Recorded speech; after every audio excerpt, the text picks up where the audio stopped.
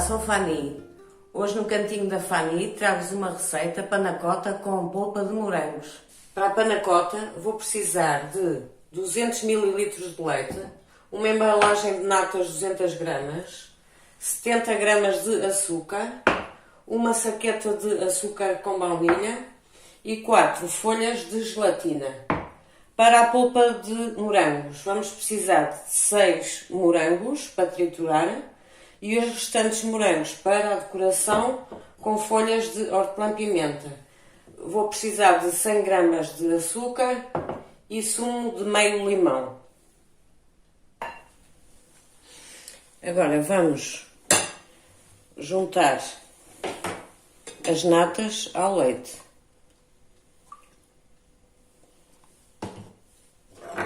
Vamos misturar.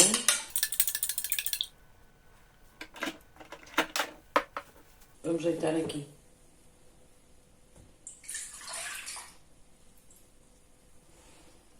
Juntamos o açúcar com baunilha e vamos ferver.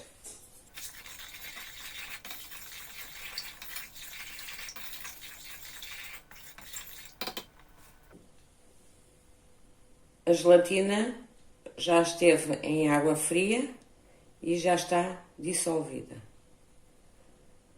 Depois de estar fervido o leite, o açúcar e as natas com baunilha, vamos incorporar a gelatina em lume branco. Agora vamos incorporar a gelatina amolecida. Mexer para derreter a gelatina.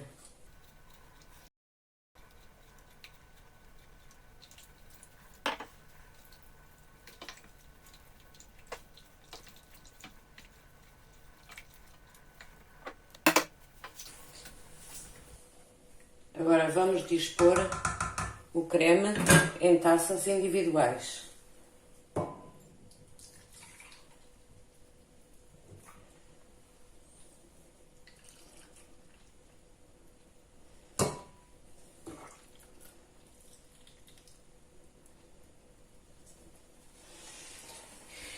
E vamos levar para o frigorífico para solidificar, mais ou menos 6 horas. Para a polpa de tomate, vamos triturar os morangos numa picadora.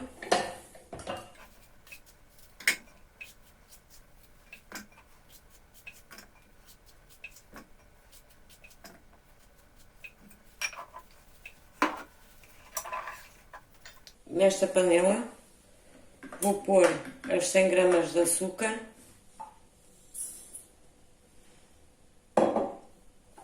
e o sumo de meio limão.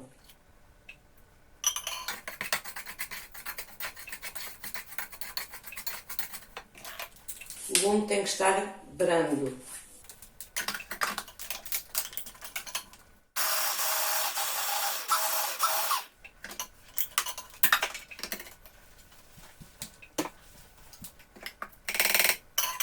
Vamos incorporar os morangos.